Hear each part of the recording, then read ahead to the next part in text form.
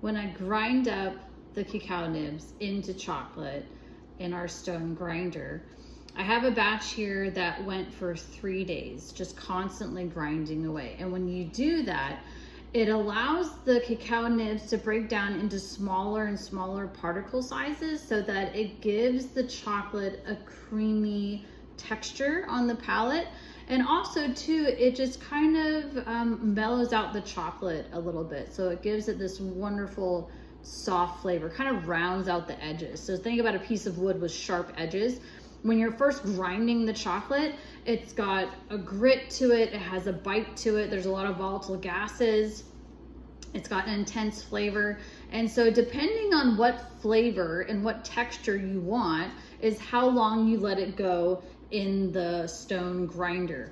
And so with this one, we let it go for 3 days, and it just turned out into a really beautiful chocolate. And so what I do is I pour it off into these big pans. I put that into the freezer to solidify.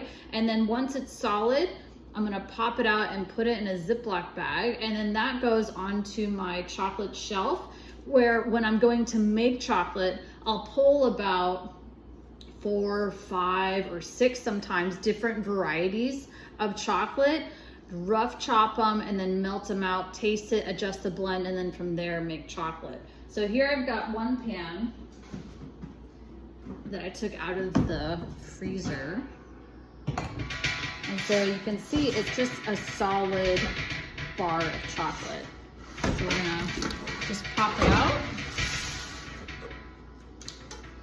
And so we got this nice big bar of chocolate, and then I have these lovely giant Ziploc bags to put it into.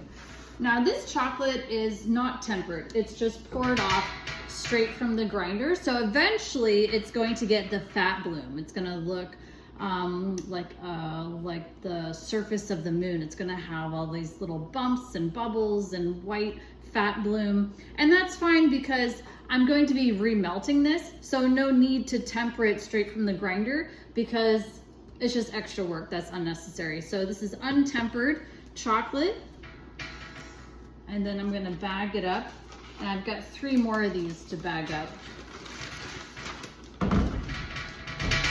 And I'm gonna look into making more chocolate samples probably next week because it's my son's birthday this weekend. And so we have a party and different events happening. So no chocolate making is going on this weekend. So next week, we'll roll out some new chocolate samples.